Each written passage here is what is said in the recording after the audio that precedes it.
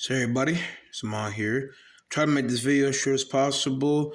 I just found out that my video of who wouldn't fight Muhammad Ali or Mike Tyson did not have sound. I've possibly fixed up and configured my sound audio point in videos. I'm going to go ahead and explain that more within the video, but pretty much synopsis, and not to go ahead and go on with Martin Luther King's speech for this pretty much.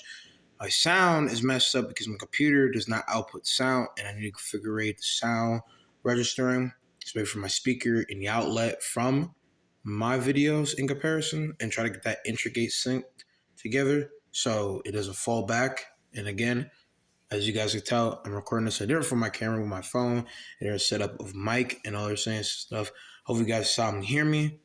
Showcase this with no problem, and I'm going to proof check this no matter if I waste my voice or not. And I wanted to give you guys something in return, and I'm sorry for everybody that came to my channel and did not see what they were going to see. But with that being said, I hope you guys will enjoy this video. You see by the title, this is my Mortal Kombat power scaling tier list, and this is based on consistency. You already know the deal. We're going to talk more again with that, but again, I will go ahead and produce that video probably today / the case of tomorrow, because technically I'm recording this early morning. I need to get to bed. I'm going to try to do as fast as possible, so you have a runtime timer, and again, try to get in sync with everything and stuff. And again, I reiterate, I am sorry deeply that y'all came to my channel to go and see peak place of a talking video, and you guys are not going to see that, but maybe this video will hold up in a sense for your interest as a place of fighting sense as well. But to go ahead and re-roll back to that size of regard of the senses of the last video, and this, I have all these Mortal Kombat characters here and talking about them in the sense of their capabilities and power. Hope you guys will enjoy. So from the bottom, we have dog doodle characters that do not hold weight in scaling, or doodle, don't do nothing, and never want to fight or did anything a vast scale in comparison, then can't scale. Self-explanatory, you cannot scale them. There's two characters here that don't even exist technically in the Mortal Kombat universe, and it's more like Easter eggs. Then next, we have Superhuman, and make sure my hands are good. Hold on a second.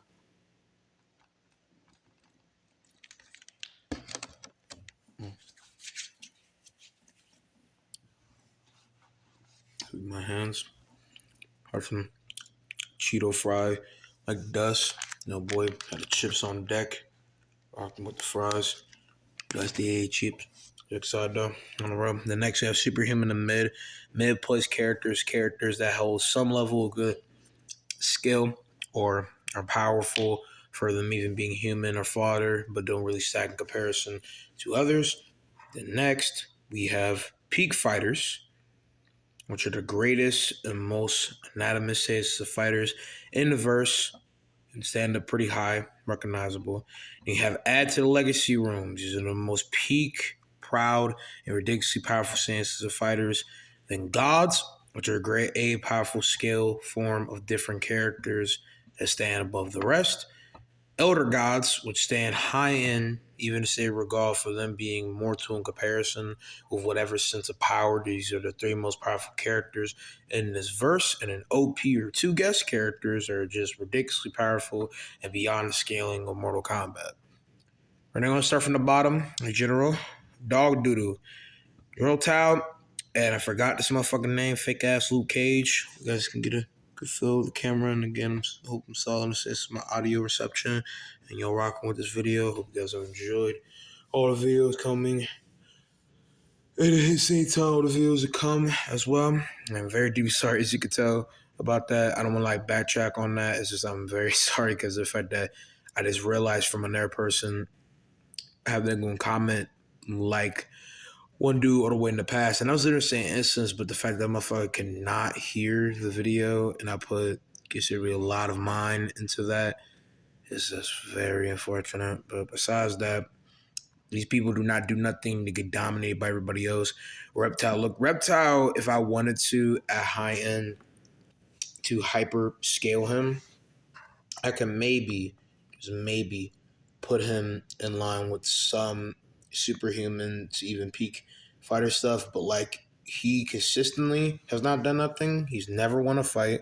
This is the second time mine. This is a mix of First timeline, second timeline, and he just doesn't do anything. He holds no form of power in comparison to other people. His range of versatility is never second comparison. Everybody would consider we just beat him because he's just back to back, thrown out as fodder in the sense. Even with his capability to possibly blind someone, is because of the fact they went off the left field in the full combative fight, especially since the kid has beat his ass. He would just never stack anybody. So he's dog doo doo from a consistent standpoint. Next, we have a red-haired girl. It looks like a off-brand version of Scarlet. Barely anything. Vampire girl. Arguably, you cannot scale. But at the same time, this character has been accounted to be from a powerful race. And maybe you could stack a comparison to others. And both of them barely do anything. So I usually to go home and put her above. Next, you have Kano.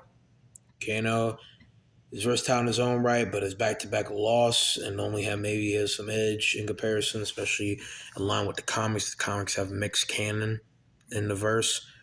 Next, we have Ken Masters 2.0, a ripoff of Ken, who maybe could stack evenly in regard of martial arts, but really doesn't hold that much different.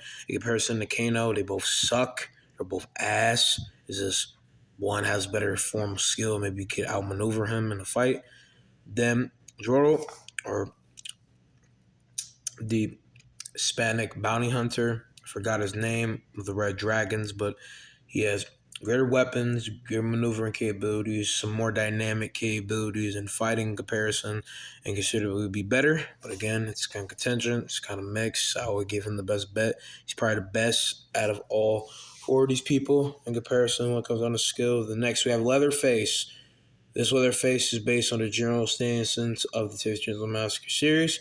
He's very superhuman, great potential to be a beast, could probably bruise through people, kill them, and is even with Stryker. Now, this is just using consider Stryker and just being realistic, because someone like Stryker should never and will never be able to beat someone like Ataro. There's just no way. How the fuck is he even being on a level of these? Like, if we put him up here, he's with these people. Like, there's no way I'm gonna just have these people. That's retarded.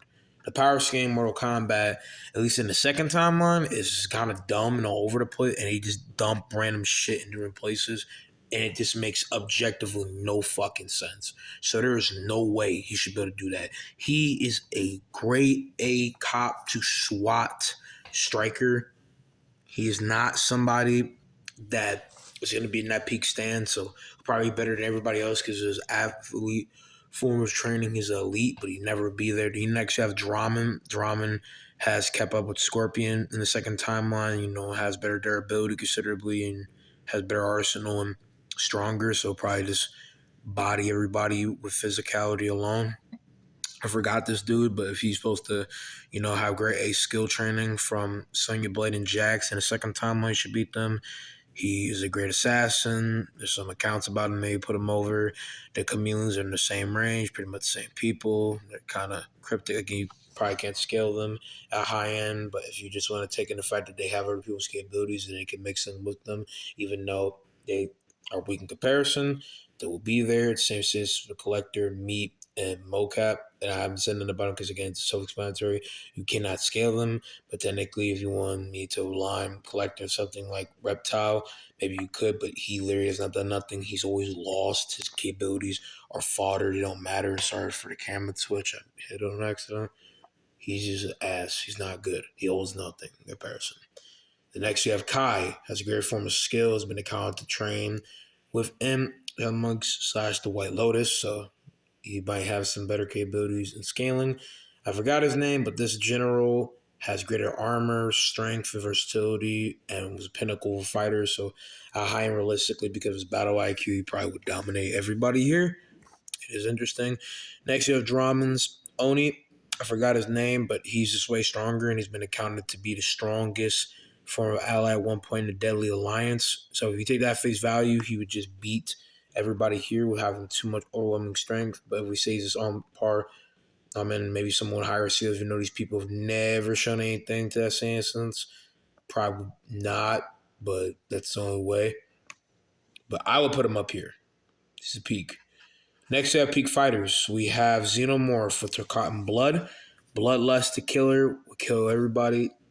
on the below tier. But when you get to somebody that's a gunslinger and got better sense of range and is deadly and very diverse since they regard for revolving, picking out shots and maneuvering, probably will put him down in a quick range battle. But it's kind of contingent to say like who would get to him. But this is just more having maybe a little more sustain in comparison with their ability because of the fact that it has Turkan blood. It got a lot more adrenaline and it's kind of mixed, but mixing with a xenomorph and their general capabilities from the movies, it'll be very interesting case of a fight. Baraka should beat Xenomorph because actually Fulter Khan, he was the general to them. He's a peak stance fighter. He stacks more in a capability of hacks, versatility.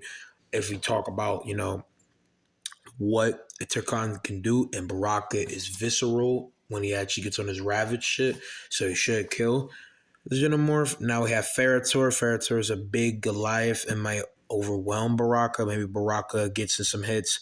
Maybe you can get around them. But, Tor has shown great ace strength. Is actually a beast. So, like, if you fuck around and get smoked by Baraka, it wouldn't be out of pocket. But it's kind of mixed on the potential of how that will be, right? But I would say overall, Tor will probably get the dub just because of his overall, and then her angsty ass cutting them up. Now it's kind of contingent with Joker. Joker has the better arsenal, better bombs, and possibly if he's aligned with the fear gas, could take this person out. And this activates when he would be near death or dies or plans it. And the reason why he wouldn't be hired possibly to kill other people is because either one, they would kill him way too fast. They would be out of his range of skill.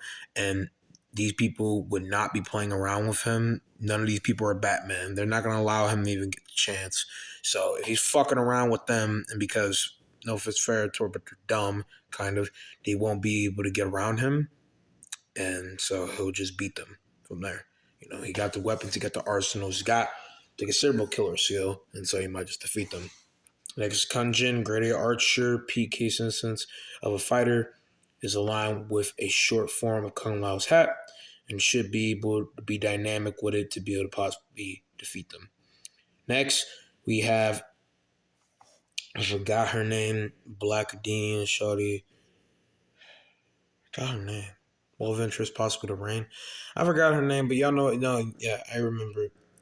Tanya. Tanya has great magic and capabilities. I'm taking this just as the second timeline because the first timeline she barely does anything. So in the sense of her fighting, she has great magic, possibly get around Kung Jin, equal footing in the sense of skill, and they talk to each other like a very competitive fight. And I know that's just like one form of interaction, but unless you think it's out of pocket, they said it's a plausibility. Next, we have Rambo. Rambo is superhuman and great with skill. Rocky Balboa over here will be giving somebody the pain at high end. His skill and overarchingly him not having prep time and just having reasonable rain of fire, he won't be able to set other people with higher sense of skill or better form of arsenal. So black and white haired shawty over here and Sonya Blade will stack better in comparison. Lee May is a better form of martial artist. Sector has a better form of capabilities, especially with in line with his durability. He'll just be able to multi-assault her, have the range with fire, blaze, mix her up, put her out of commission from there. Jackie Briggs has the capabilities of tech, solid form of fighting style to go ahead and put a person out of commission, or kickboxer style, slide within the same sense of her just being trained by Jax. I would consider say she would mink up Sector. It's kind of mixed on Cyrex because Cyrex has beat Sector. Cyrex has been held as very inanimate and was more peak in the sense of his program as a cyborg by different accounts, especially in Mortal Kombat 9's bio of him. And so he's kind of mixed in a versatility factor. I would kind of say it's a contingent fight. I feel like Cyrus might get the dub, especially with having a lot more versatility in his fighting style. She only has 2 to 3 styles. He has like 4. So it'd be interesting. And to name them off is Capoeira, Jiu-Jitsu, Taekwondo, Kojimari, I'm saying the name right, and hers kickboxing, boxing, and a little bit of MMA form of Taekwondo. I don't know. But their styles don't stack in the same sense of a great way of the get around person and mix them up, especially line with a cybernetics who be possibly schooled you with a wrong type of mix up from her. Next, we have Havoc. Havoc could not be killed or hurt easily because of him being pretty much a zombie. He could crack his own body, regenerate, reconfigure his body to the point where he do some blitzy weird shit, and there's nothing they could do that really hard scale kill him unless they would cut off his head. And with his skill and considerable technical capabilities, I feel like he'll stick out through most of these fights without being backpedaled or pushed back. Next, we have the Predator from Mortal Kombat 10, aka X. This Predator is stacked slash amped with multiple technology from different yacha of multiple different cases of different warrior roles slash bases. He is probably a peak elite yacha, a great warrior veteran, and he is just super complex with his capabilities. And so with all his tech, he would probably obliterate everybody just because of how explosive he is. He's a good hunter. He's stealthful. He would mix up everybody. He has the best capabilities to beat other people, and he's just very hacksy. And so eventually I feel like he could double on Havoc and cut off his head, and it would be GG's for him. Next, we have Shiva. Now, if you would highball Shiva and say, because she is the queen of the Shokan, she's the empress, and she was the pinnacle of a Shokan at a different time, and say somehow with no valid proof, again, we're trying to go off reasonable consistency, she would stack to these other people, then she would be up with the Shokan that you would see up here. But she's down here because of, reasonable talk and just having great brute strength. Her skill is kind of mixed, but she has a reasonable relying of skill in comparison to those people. But again, just with consistency, she can stampede with people. She a big black woman, but again, she doesn't have the same stage of skill as other people in comparison to high range. Next to Takeda, has great mental capabilities and telepathic control, great skill, trained by Hanzo Osashi, great tech, great movement. Like he's just a fly fighter. In comparison to General Reiko, it's kind of contingent if you maybe build a maneuver run. I feel like he can, considerably beat him. But if we go by the high run, because Reiko is considerably not able to be scaled, but he was held in high stand by Shao Kahn. He was said to be possibly a worthy successor. He is a general of Outworld, and all precautions that's been laid for him to be a grand form of a fighter in general will reasonably put him at the take of being a fighter that someone like Takeda would just not be ready for.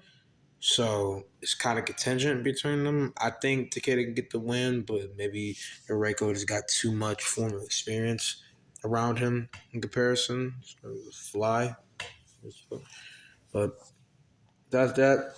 Vamaru, if I'm even saying her name right, this demon lady who hunts demons in the nether realm.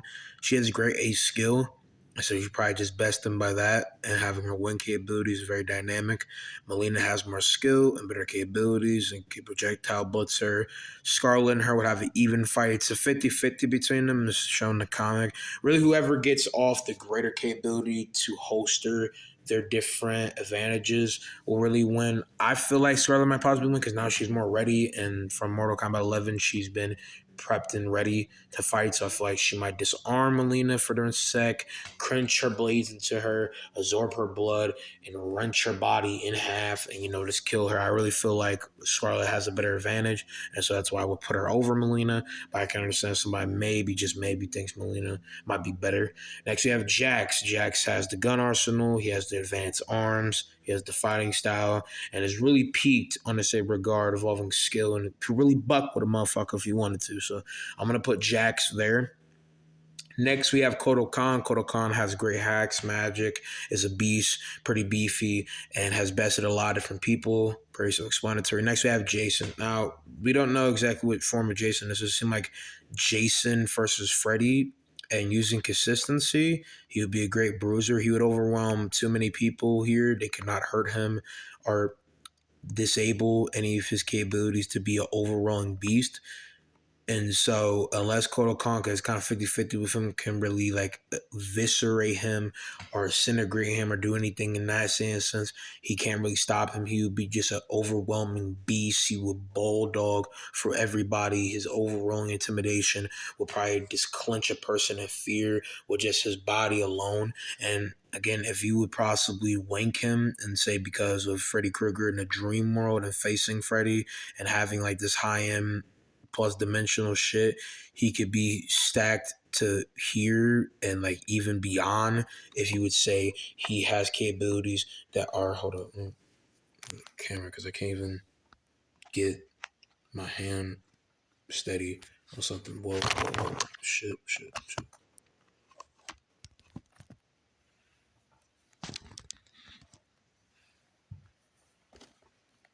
But this is good.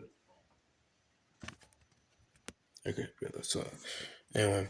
Like I was saying, he's even in the play evolving Hoiberg to be high end because he was able to back away from Freddy, get around stuff, have the technical capabilities to be smart and maneuver around hacks and great magic from his experience, best Freddy Krueger, and then from his hacks and being able to elude and degrace his capabilities of sanity and plug him in his mind and soul with fear heavy hacks and be able to back away from that with a punch. And if you high in that and saying that's high dimensionally disrupting and reality warping of a person's being in a mind consciousness or even realm, that stacks ridiculously. That's like fifth plus in distance.